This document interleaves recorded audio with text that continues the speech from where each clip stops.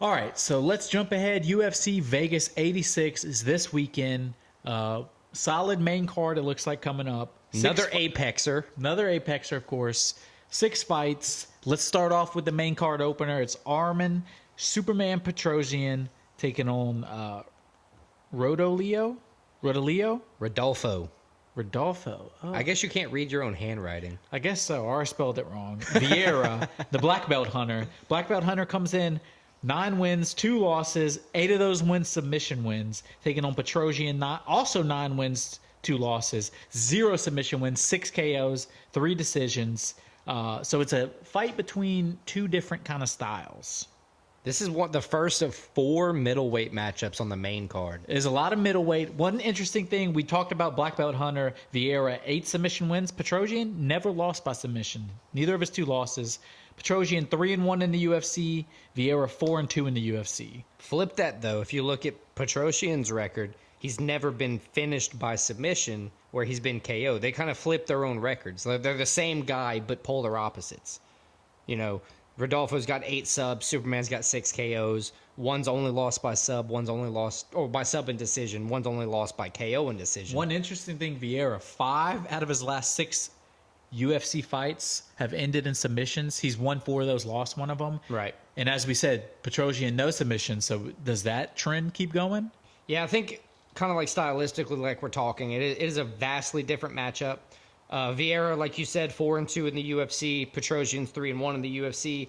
But Petrosyan's won all his fights by decision in the UFC. Yeah, so it's a guy that gets finishes, doesn't go to the scorecard a lot, versus a guy that pretty much since he's gotten the UFC has only gone to the scorecard. Now, I want to point out, Petrosyan knockout, he's leaning towards knockouts, right? Before he got to the UFC, he was like knocking out every single guy he was fighting. Right. Since he got into the UFC, not the case. His only 3 wins in his career in the UFC are decision, and he's 3 decision wins in his career. Exactly. So it kind of goes together. Now, I want to point out one good thing about Vieira. He has won 2 in a row though, Petrosyan. So you got to watch out for that.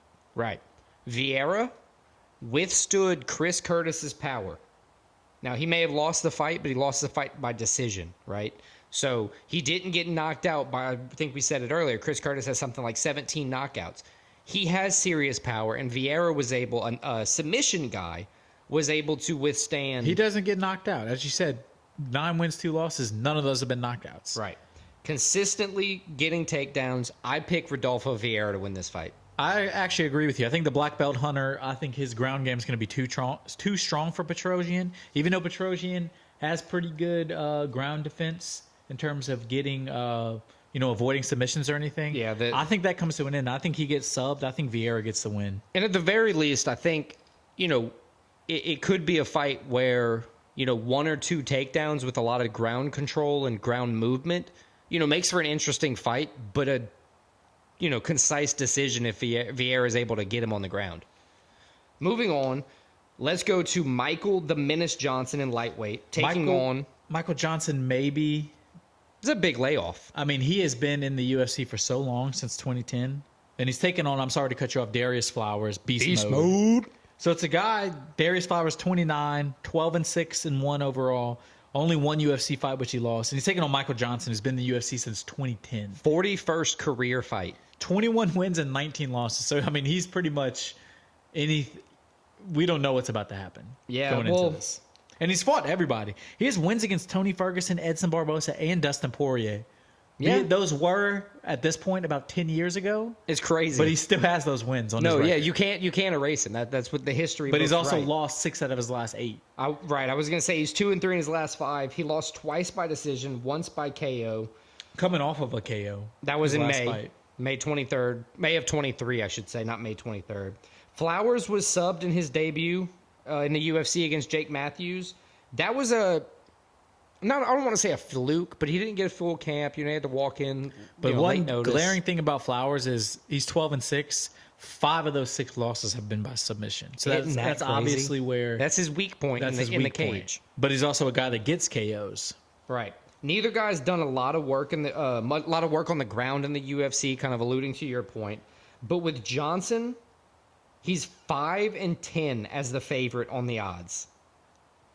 That And he's a slight favorite in this fight. right, with him being the minus 130 at this point, going into his 40th career fight, he's 5-10 as the favorite. That means he's losing twice as much as he's winning.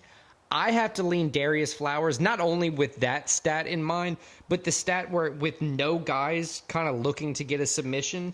I think the fresher, younger Darrius Flowers is kind of going to have what it takes here. I agree with you. Flowers, he's coming off of his first loss. I think he's going to rebound from that. Before that, he had 4 straight wins. As we said, his weak point is submissions, is getting submitted. Michael Johnson, not a huge submission threat. I think Flowers, he's a guy who's 29. I think Michael Johnson, obviously on the down of his career, I think the younger guy wins in this fight. I agree with you with Darrius Flowers get beast mode getting the win. Man, the house pick on an underdog. Let's go. All right, so let's move on to the next fight. Maybe one of the fighters that is least liked now in the UFC, and only because of his last fight, Brad Dude's Tavares. such an asshole. Brad Tavares, where he just straight went after Chris Weidman's leg, which I get it. If I'm fighting him, I'm doing the same thing. But Oh yeah, I'm getting still hate on you for paid. it. That's I'm worried about myself first and foremost. But Tavares taking on RoboCop, Gregory Rodrigues, or RoboCop, he's an exciting fighter. Yeah, I like watching him fight. He looks like his a- spinal cord's fused together. He has a good personality where it's kind of crazy. He's exciting. RoboCop, 14 wins, 5 losses, 5-2 overall in the UFC. He's taking on Tavares, who has 20 wins, 8 losses, 15-8 in the UFC. He's also, we talked about Michael Johnson been in the UFC since 2010. Tavares also has been in the UFC since 2010. He's fought some good guys too. Izzy, Duplessis, Whitaker. But unlike Michael Johnson, where he has some, if you look back at his resume, some nice wins, Brad Tavares has lost against pretty much all the big guys he's fought. Yeah. Big names he's fought. One of the good things about Tavares is with the camps with the team he fights with, they do a lot of taking less damage. Hitting at range, a lot of leg kicks. You'll see that in the Weidman fight. That's why he has 13 decision wins on his 13 decision wins. His last finish as a win was in 2018, so it's been a little while for Tavares. Right. Stylistically, though, this is a very similar matchup. You got 2 orthodox strikers who, I know Tavares' last, finish was in 2018, 2019, but he can put you down if he gets the right strike thrown. Rodrigues, obviously, he has more power. He has more output. He has a propensity to mix in takedowns better. He's a favorite on the odds. I did a little bit of math. I think like 75% of Tavares' wins are by decision in the UFC, and 72% of Rodriguez's are by KO. Those two things kind of bouncing together for me. When Rodrigues is not losing by decision very often, it just tells me that Rodrigues is winning this fight. Yeah, I think Rodrigues, his last 4 fights all finished in the first or second round. He's won 3 of those 4 fights. And we've seen him get beat up. I think that trend continues, though. I think Rodrigues goes in. I think he just kind of blitzes Tavares. I think Rodrigues gets like an early finish in this fight. Probably first round. It'd be cool to see him sub him in the first. All right. Let's go on. You got a replacement. We got Robert Bryczek in the middleweight. Another middleweight fight. Making his UFC debut at 17-5. Against Ihor, the duelist, Potieria. Who's making his 5th UFC fight. He's 1-3 in the UFC, 19-5 overall. 2 straight losses. Bryczek comes into the UFC trying to hold on to a 5-fight win streak. All KOs, all first round. Isn't it nuts? Now So he's he's coming a into power a puncher, obviously. different level of talent, but I don't have a lot of film on the guy. It's hard to get those local fights. So one of the notes I wrote is the biggest thing is, can the power translate to the UFC? And that's going to be the question in this fight. Well, Potieria is coming off of back-to-back losses, both by KO. Both by KO. Now, All his UFC fights have ended by KO, TKO, and he's only won 1 of them out of those 4. So that's tough. One thing I will say, Potieria here, he's dropping from light heavyweight to middleweight, taking 20 pounds off. I think that may help him. I don't know. That's a lot to cut. Think It could drain him. I think that power is going to help him translate. I think that kind of that is the question of this fight. Actually, the whole question is: Bryczek's power going to translate from his regional circuit to the UFC, and is Ihor's power going to translate down a weight class? I think Bryczek's power is going to translate. I think Potieria is a guy that's been getting knocked out, and I think that continues. And he's facing a power puncher. I got Bryczek winning the fight. I think he KOs him. I think he gets another first-round KO, and he's a guy that he's going to do it, and everybody's going to get excited, and people are going to start watching him in the UFC. There's only one way I know how to say this, sir. I think you're wrong. I think Ihor Potieria, his power is going to translate beautifully into the middleweight division, and I think Bryczek is going to walk in and not know what hit him, literally, when he wakes up from this KO. Well, I think that's the first one we disagree on. I think so. Something like that. So let's move on to the co-main now. We got the vet, another vet coming in, Dan Ige, 50K, 17 wins, 7 losses, taking on, still probably one of my favorite nicknames, Andre Fili. You got to have a good last name to have a good nickname. Yeah, I agree. 23 wins, 10 losses, 1 no contest. Fili comes in 11 wins, 9 losses, 1 draw in the UFC, so he's kind of been 50-50 since 2013. 2 wins, 2 losses, 1 no contest in his last 5, coming off of a first-round win. Taking on Dan Ige, guy that's never been finished in the UFC. 2-3 in his last 5, but he fights tough guys. Lost to Bryce Mitchell last time out. 9-6 overall in the UFC. I mean, he's a well-rounded, tough guy. What do you think about this fight? This is a tough one. These two are very similar. I know you want to say Ige is like the vet, but you realize like Fili, he's been in the UFC longer than Dan Ige. Right. You want to say that somebody like Dan Ige you've seen for forever, but you look at his DOB's 32 years old. Fili's 33. Like 33. It's like, what the hell? Fili, like you said, he's got more experience in his career, but Dan Ige's kind of left a better impression, if you will.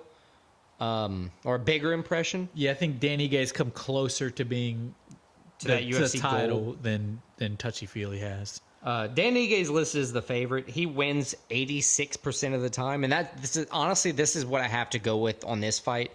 It's a fight where I'm just letting the stats do the talking for me because I'm kind of concerned with my own headspace on it. I like both fighters. Yeah, I do as well. And I think the range for Fili might have something to do with, success. But also, I still want to say that Dan Ige's experience is going to be what excels him forward. Ige's coming off of a loss. Andre Fili is coming off of a win, but he's alternated his last 4, so which means he's due for a loss. Because of that, like you, I'm going with the stats. I think Ige gets it done. I'm picking Dan Ige, 50K. I think he gets the win over Fili. And now, the moment you've all been waiting for.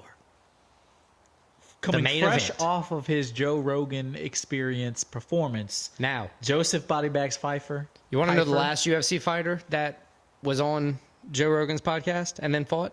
Who's that? There aren't many. Sean Strickland was one of them. He went and took the belt from Izzy after. BodyBagz, after listening to his Rogan, I'm a fan of him now. I was a fan before. That just kind of solidified it. But they kind of solidified it. So Pyfer taking on a guy that's been in the UFC a lot longer than him. The Joker, Hermansson, the Swede. 23 wins, 8 losses, 2-3 in his last 5.